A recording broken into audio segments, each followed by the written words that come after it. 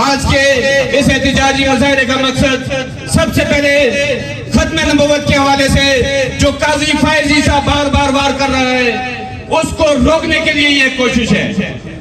جب پہلی بار اس نے ختم نبوت پہ اٹیک کیا تھا اس وقت اسی چوک میں نے کہا تھا کہ یہ فائز عیسیٰ کے یہ فیصلے ہم اپنی جوتے کی نوک پہ رکھتے ہیں۔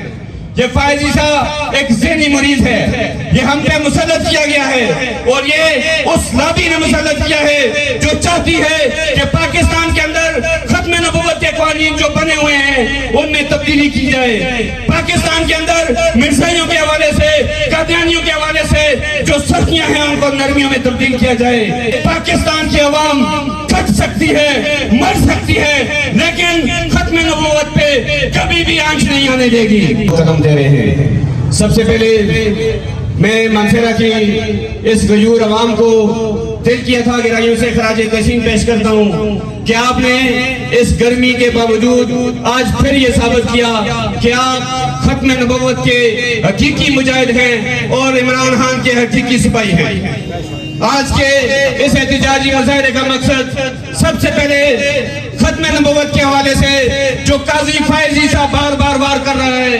اس کو روکنے کے لیے یہ کوشش ہے۔ جب پہلی بار اس نے ختم نبوت پہ اٹیک کیا تھا اس وقت اسی چوک میں نے کہا تھا کہ یہ فائز عیسیٰ کے یہ فیصلے ہم اپنی جوتے کی نوک پہ رکھتے ہیں۔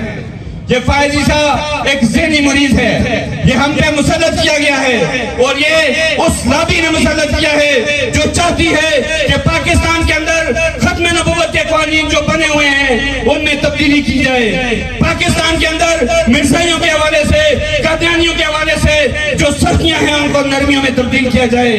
لیکن میں یہ باور کرانا چاہتا ہوں کہ پاکستان کی عوام کٹ سکتی ہے، مر سکتی ہے، لیکن ختم نبوت پہ کبھی بھی آنچ نہیں آنے دے گی۔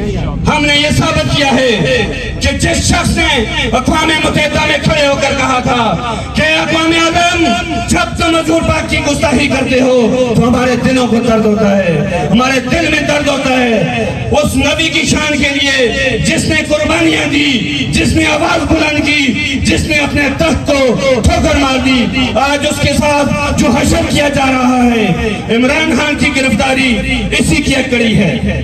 میرے دوستو، آپ سب کو پتا ہے عمران خان کو گرفتار کرنے کا اور عمران خان کو جیل میں رکھنے کا اصل مقصد کیا ہے۔ آج فلسطین میں جو کچھ ہو رہا ہے، فلسطین کے لیے مسلمانوں کے اندر واحد آواز تھی عمران خان کی، اس کو جیل میں ڈالا۔